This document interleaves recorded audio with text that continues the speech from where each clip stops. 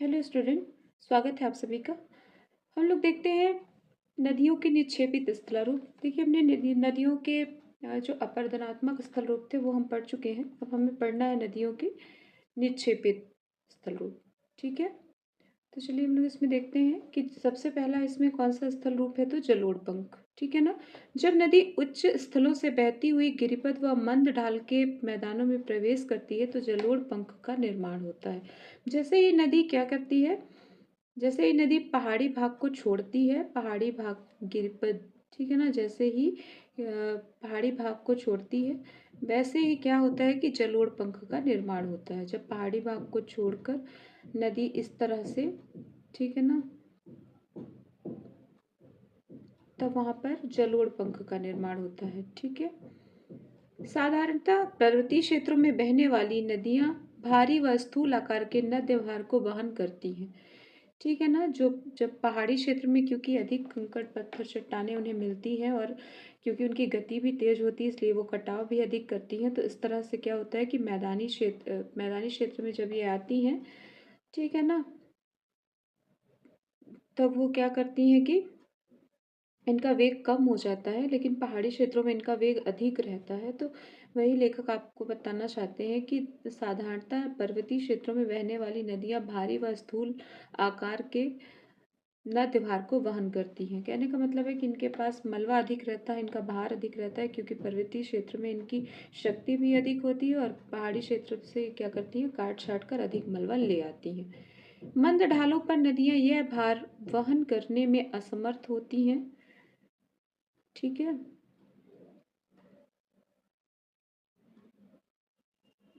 हाँ, ये देखिए इसमें लिखा हुआ है असमर्थ होती है, तो यह शंकु के आकार में निक्षेपित हो जाती हैं, जिसे जलोढ़ पंख कहते हैं। देखिए यहाँ पर चित्र भी दिया हुआ है। जो नदियाँ जलोढ़ पंखों से बहती हैं वो प्राय अपने वास्तविक वह मार्ग को बहुत दूर तक नहीं बहती, बल्कि अपने मार्ग बदल लेती हैं। देखिए यहाँ पर ये आप लोगों को बताया गया है जलोढ़ पंख का। ये कहाँ का है, अमरनाथ जम्मू कश्मीर के मार्ग में एक पहाड़ी सरिता द्वारा निक्षेपित जलोढ़ पंख, ये यहाँ पर बताया गया है। देखिए यहाँ पर स्पष्ट है कि यहाँ से नदी बहती हुई आ रही है और फिर यहाँ पर उसने अपने मलबे को छोड़ा है इस तरह से, और इस तरह से ये क्या हुआ है कि पंख की आकृति, ठीक है ना, बनी हुई है। ठीक है ना, जलोढ़ पंख। ठीक है, तो इस तरह की आकृति को क्या कहते हैं, जलोढ़ पंख कहते हैं। इसके आगे फिर हम लोग देखते हैं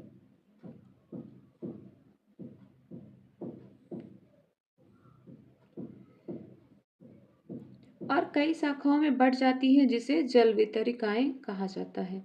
ठीक है, प्रश्न पूछा जा सकता है, ठीक है ना, कि जल वितरिकाएं किसे कहते हैं। तो नदी क्या करती है, जब अपना भार ढोने में असक्षम हो जाती है तो वो क्या करती है कि कई इस तरह से कई उसमें बढ़ जाती है, वितरिकाओं में कई धाराओं में बढ़ जाती है, जिसे जल वितरिका कहा जाता है। ठीक है। आगे देखेंगे आर्द्र प्रदेशों में जलोढ़ पंख प्रायः निम्न शंकु की आकृति तथा शीर्ष से पाद तक मंद ढाल वाले होते हैं।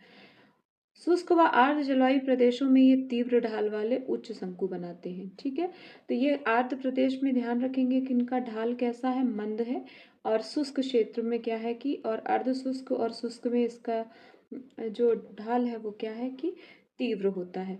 तो ये प्रश्न प्रतियोगी परीक्षा में पूछा जा सकता है कि जैसे कि आंध्र प्रदेश में जलोढ़ पंख निम्न आकृति, ठीक है ना, तथा शीर्ष से पाद तक मंद ढाल वाले होते हैं। तो ये इसमें क्योंकि इतनी गहराई से अगर हम लोग नहीं पढ़े रहते हैं तो फिर हम लोग को एग्जाम में समझ में नहीं आता है कि शंकु, तो जलोढ़ शंकु तो नॉर्मल बनते हैं, तो हमें लगता है कि हर जगह पर इनका जो ढाल है वो लगभग बराबर ही होगा, लेकिन यहाँ पर स्पष्ट होता है एनसीईआरटी की बुक से कि इसका जो ढाल है वो आर्द्र प्रदेशों में मंद है, ठीक है ना, और जो शुष्क प्रदेश है वहाँ पर तीव्र ढाल है।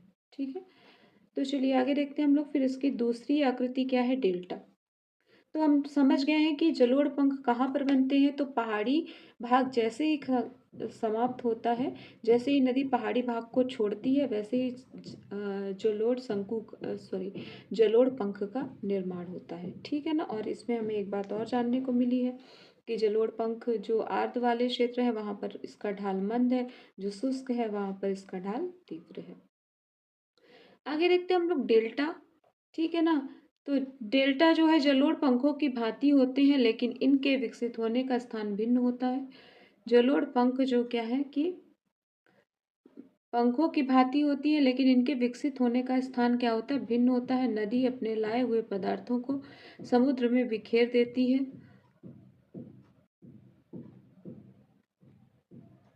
यह भार समुद्र में दूर तक नहीं ले जाया गया हो तो यह तट के साथ ही शंकु के रूप में एक साथ फैल जाता है। जलोढ़ पंख के विपरीत डेल्टा का निक्षेप व्यवस्थित होता है और इनका जलोढ़ विस्तरित होता है, अर्थात मोटे पदार्थ तट के निकट, बारीक कण जैसे चीका, मिट्टी, गाद आदि सागर में दूर तक जमा हो जाते हैं। जैसे जैसे डेल्टा का आकार बढ़ता है, नदी वितरिकाओं की लंबाई बढ़ती जाती है, डेल्टा सागर के अंदर तक बढ़ता रहता है। यहाँ पर पहले आप लोग चित्र देख लीजिए। एक ये आंध्र प्रदेश, ठीक है ना, में बनने वाला डेल्टा कृष्णा नदी द्वारा बनाया गया डेल्टा है, जिसका चित्र यहाँ पर लिखा गया है एनसीईआरटी में कि इसे उपग्रह के माध्यम से लिया गया है। ठीक है ना। तो आप लोग इसको देख सकते हैं ये डेल्टा किस तरह से बना है। तो जलोढ़ पंख और डेल्टा में हमें अंतर समझ में आया। हमें अंतर क्या समझ में आया कि जो जलोढ़ पंख है वो पर्वत से जैसे ही नदी नीचे उतरती है तभी बनता है, और जो डेल्टा है, ठीक है ना, जो डेल्टा है वो कहाँ बनता है, तो जब सागर से नदी मिलने वाली रहती है तब बनता है डेल्टा। ठीक है ना। और डेल्टा के बारे में हमने इसको पढ़ा भी कि डेल्टा किस तरह से इसका जमाव होता है। तो नदी के तट पे जैसे मान लीजिए कि ये समुद्र है, ठीक है ना, ये सागर है और ये नदी है। ठीक है। तो तट के निकट क्या होगी, बड़े आकार के पत्थर जमा होंगे, फिर छोटे, फिर छोटे, फिर छोटे, फिर लास्ट में चीका और गाद जैसी चीजें क्या होंगी कि एकदम लास्ट में जाकर जमा होंगी। ठीक है ना। फिर इसके बाद हम लोग आगे देखते हैं इसमें कि प्राकृतिक तटबंध और विसर्ग। ठीक है। तो इसमें लगभग यही इतना ही लिखा हुआ है।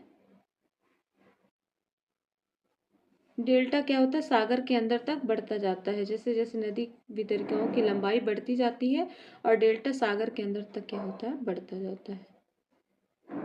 ठीक है ना। चलिए आगे देखते हैं हम लोग प्राकृतिक तटबंध और विसर्पी रोधिका।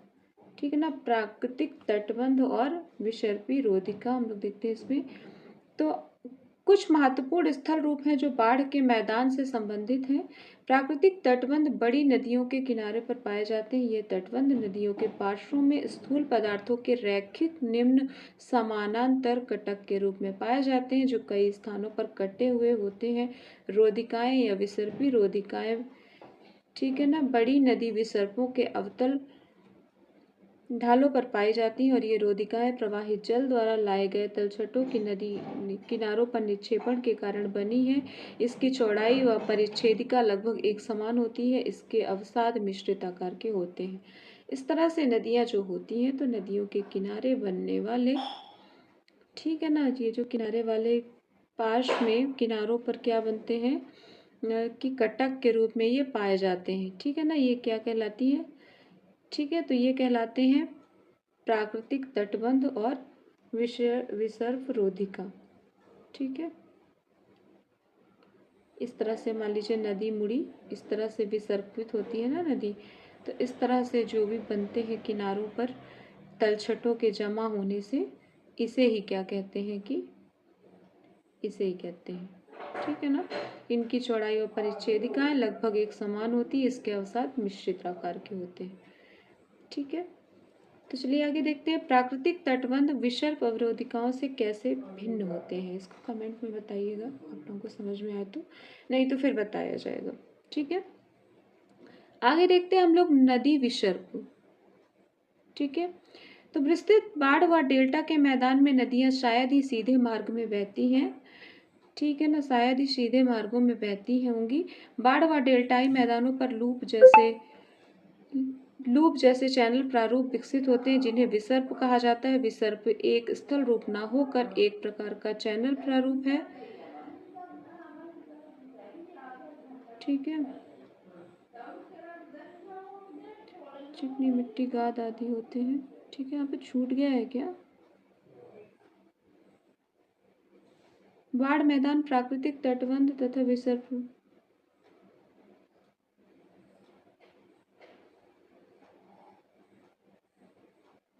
हाँ, यहाँ पर छूट गया है। बाढ़ मैदान प्राकृतिक तटबंध तथा विसर्पी रोधिका। तो तटबंध हम लोगों ने पढ़ लिया, यहाँ पर विसर्पी रोधिका भी पढ़ लिया। बाढ़ मैदान देख लेते हैं। जिस प्रकार अपर्दन से घाटियां बनती, उसी प्रकार निक्षेपण से बाढ़ के मैदान विकसित होते हैं। बाढ़ के मैदान नदी निक्षेपण के मुख्य स्थल रूप हैं, जबकि जब नदी तीव्र ढाल से मंद ढाल में प्रवेश करती है तो बड़े आकार के पदार्थ पहले ही निक्षेपित हो जाते हैं। इस प्रकार बारीक पदार्थ जैसे रेत, चीका मिट्टी और गाद आदि अपेक्षाकृत मंद ढालों पर बहने वाले कम वेग जल धाराओं में मिलते हैं, और जब बाढ़ आने पर पानी तटों पर फैलता है तो उस तल पर जमा हो जाते हैं। ठीक है ना, जिस तरह से अपर्दन से घाटियां बनाती है नदी, उसी प्रकार निक्षेपण से मैदान बनाती है। ठीक है ना, बाढ़ का मैदान का मतलब है मैदान, क्योंकि जो सीधा सा मतलब इसका मैदान से है कि जो भी नदी बहाकर लाती है उसे निक्षेपित करती है, और बड़े क्षेत्र में जब ये ऐसा मतलब कि निक्षेपित हो जाता है तो उसे क्या कहते हैं कि बाढ़ का मैदान कह देते हैं। ठीक है ना, फिर इसके आगे देखते हैं कि पानी तटों पर फैलता है। तलों से ऊंचाई पर बने तटों के असक्रिय बाढ़ के मैदान कहते हैं। असक्रिय बाढ़ के मैदान जो तटों के ऊपर ऊंचाई होते हैं, मुख्यतः दो प्रकार के निक्षेपों से बने होते हैं, बाढ़ निक्षेप व सरिता निक्षेप। मैदानी भागों में नदियां प्रायः क्षैतिज दिशा में अपना मार्ग बदलती हैं और कटा हुआ मार्ग धीरे धीरे भर जाता है। बाढ़ मैदानों के ऐसे क्षेत्र जो नदियों के कटे हुए या छूटे हुए भाग हैं, उनमें स्थूल पदार्थों के जमाव होते हैं। ऐसे जमाव जो बाढ़ के पानी के फैलने से बनते हैं, अपेक्षाकृत महीन कण, चिकनी मिट्टी, गाद आदि के होते हैं। ठीक है, फिर इसके बाद होता तो बाढ़ का मैदान बनता है, और साथ फिर उसके बाद प्राकृतिक तटबंध, उसके बाद नदी विसर्प। ठीक है ना, ये सब नदी उसके नदी निक्षेपण के स्थल रूप है। ठीक है ना, इसमें याद रखने वाली बात यह कि अधः कर्तित विसर्प और नदी विसर्प रोधिका, ये दोनों बहुत ही अलग है। कभी कभी इसमें कंफ्यूजन हो जाता है। तो जो विसर्पी रोधिका है, ठीक है ना, ये निक्षेपण से बनी है, जबकि अधः कर्तित विसर्प जो है वो किससे बना है, तो वो अपर्दन से बना है। ठीक है ना, इसको याद रखना है। यहाँ पर चित्र दिया गया है। ठीक है ना, बाढ़कृत मैदान देखिए यहाँ पर दिखाया गया है। हमारा पूरा जो उत्तर का मैदान है, उत्तर का विशाल मैदान जो हम भारत के भू आकृतिक प्रदेश में पढ़ते हैं, वो पूरा का पूरा इसी प्रकार से नदियों के बाढ़कृत और सरिता निक्षेप से बना हुआ मैदान है। बाढ़कृत और सरिता निक्षेप में बहुत ज़्यादा अंतर नहीं है। बाढ़ जब आती है तब भी नदी ही निक्षेपण करती है, और नॉर्मल तरीके से नदी ही निक्षेपण करती है। तो ये दोनों निक्षेपण की ही आकृतियां हैं, बस इनका ऐसे नाम दे दिया गया है कि जो बाढ़ के टाइम पे बन गया। जैसे नदियों पे जब बाढ़ आती है तो ज़्यादा मात्रा में पानी फैलता है इधर उधर, तो उससे जो बनता है वो बाढ़कृत मैदान है। जो नदियों द्वारा नॉर्मल बनता है हमेशा, उसे सरिता, ठीक है ना, निक्षेप, सरिता निक्षेप कह देते हैं। ठीक है, उसके बाद फिर हम लोग देखते हैं इसके आगे। तो इसमें हम लोग देख लिया, हम लोगों ने ये भी देखा कि ये प्राकृतिक तटबंध है इस तरह। ठीक है ना, ये जो बने हुए हैं ना, ये जो ब्लैक दिख रहा है ये तो नदी है। ठीक है ना, ये जो ब्लैक है वो नदी है, और फिर जो इसके किनारे ये इस तरह के बांध दिख रहा है, बांध जैसे हमें समझ में आ रहा है। जो प्राकृतिक बांध नाम से स्पष्ट है कि प्रकृति ने इस तरह नदी के किनारे बांध बनाया है, तो ये प्राकृतिक बांध कहलाएंगे। फिर विसर्पी रोधिकाएं जो इस तरह से ये रोधिका बनी हुई हैं, ठीक है ना, ये विसर्पी रोधिकाएं हैं। ठीक है ना, तो इसको आप लोग बनाकर क्लास में, और प्रिंटरिच जैसे हम लोग करते हैं ना, चिपकाते हैं बनाकर दीवार पे, तो इसे आप लोग बनाकर चिपका सकते हैं अपनी कक्षाओं में। ये देखने में सुंदर भी लगेगा, इसे कलर से भी सजाया जा सकता है।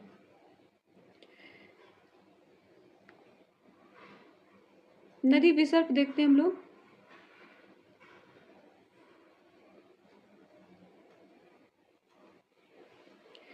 विस्तृत बाढ़ व डेल्टा मैदान में नदियां शायद ही सीधे मार्गों में बहती होंगी। बाढ़ व डेल्टाई मैदान पर लूप जैसे चैनल प्रारूप विकसित होते हैं जिन्हें विसर्प कहा जाता है। नदियां एकदम सीधा तो बहती नहीं है, इस तरह से नदी बहती है, सभी को पता है, ठीक है ना, कि नदी तो शुरू से ही हम पढ़ते आते हैं कि इस तरह से नदी सीधी आकृति में कभी नहीं बहती है, शुरू से ही पढ़ रहे हैं हम लोग। तो इस तरह से बहती है, ठीक है। जिस डेल्टाई मैदानों पर लूप जैसे चैनल प्रारूप विकसित होते हैं जिन्हें विसर्प कहा जाता है। विसर्प एक स्थल रूप न होकर एक प्रकार का चैनल है, प्रारूप है। नदी विसर्प के निर्मित होने के कारण मंद ढाल पर तटों पर क्षैतिज या पार्श्विक कटाव की प्रवृत्ति का होना, तटों पर जलोढ़ का अनियमित व असंगठित जमाव होना जिससे जल के दबाव का नदी पार्श्वों पर बढ़ाना, प्रवाहित जल का कोरियोलिस बल से विक्षेपण। जब चैनल ढाल प्रवणता अधिक मंद हो जाती है तो नदी में पानी का प्रवाह धीमा हो जाता है तथा पार्श्वों का कटाव अधिक होता है, ठीक है ना। किनारों पर कटाव क्या होता है, अधिक होने लगता है। जब नदी का वेग कम होता है तो नदी क्या करती है कि अपने किनारों पर कटाव अधिक करती है, ना कि गहराई पर कटाव करने की अपेक्षा, ठीक है ना। यह मोड़ नदी के अंदरूनी भाग में जलोढ़ जमाव के कारण गहरे हो जाते हैं और बाहरी किनारा अपर्दित होता रहता है। अगर अपर्दन निक्षेपण तथा निम्न कटाव न हो तो विसर्प की प्रवृत्ति कम हो जाती है। प्रायः बड़ी नदियां विसर्प में अवतल किनारों पर सक्रिय निक्षेपण होते हैं और उत्तल किनारों पर अधोमुखी कटाव होते हैं, ठीक है ना। अवतल किनारे कटाव किनारे के रूप में भी जाने जाते हैं।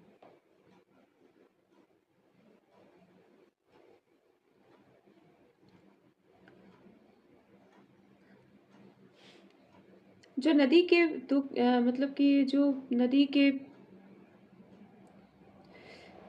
किनारे हैं, ठीक है ना, तो अवतल किनारों पर क्या होता है, निक्षेपण होता है, और जबकि उत्तल किनारों पर क्या होता है कि कटाव होता है, ठीक है ना। और ये किनारे कटाव किनारे के रूप में भी जाने जाते हैं। ये भी प्रश्न पूछा जा सकता है कि कटाव किनारों के रूप में किसे जाना जाता है, ये कटाव किनारे क्या हैं, ठीक है ना। तो इतना आसान लग रहा है इसमें पढ़ने पे, और लेकिन जब एग्ज़ाम में पूछा जाता है तो कंपटीशन में जब पूछा जाता है तो अचानक से हम भूल जाते हैं कि हमने इसे कहाँ पर पढ़ा था। तो अगर ध्यान से यहाँ पर हम लोग देख लेंगे कि कटाव किनारे, अच्छा इसे कहा जाता है, ठीक है ना, जो उत्तल किनारे हैं, जो अवतल किनारे हैं वहाँ पर, तो हमें याद रहेगा। तो ये भी पूछा जा सकता है कि जो कटाव किनारे हैं वो अवतल पे होते हैं या उत्तल पे होते हैं, तब भी हमें याद रखना पड़ेगा कि अवतल किनारों पर होते हैं, ठीक है। चलिए, नदी का पूरा हुआ ये। इसे एक चार्ट के माध्यम से भी दर्शाया जा सकता है। मैं इसका चार्ट बनाकर हाथ से और फिर इस पे यूट्यूब पे शॉर्ट पे अपलोड कर दूँगी। तो क्योंकि मेरी क्लास के बच्चों ने बनाया तो काफ़ी अच्छा समझ में आता है वो। तो इस तरह से मैं प्रयास करूँगी, अगर मुझसे बन पाएगा तो मैं उसे बनाकर फिर शॉर्ट पे अपलोड कर दूँगी। ठीक है स्टूडेंट, टेक केयर। छोटा सा ही वीडियो रहेगा। नेक्स्ट हम लोग पढ़ेंगे भौम जल, ठीक है ना। नेक्स्ट हम लोग पढ़ेंगे भौम जल का। अब एक वीडियो में एक कारक का मतलब अपर्दन और निक्षेपण दोनों रहेगा, ठीक है। पिछले कुछ दिनों से मैंने कुछ नदियों को देखा है और नदियों का प्रत्यक्ष मैंने घाटियाँ भी देखी, कुछ जगह का मैंने उद्गम स्थल भी देखा। बहुत अच्छी होती हैं ये चीज़ें।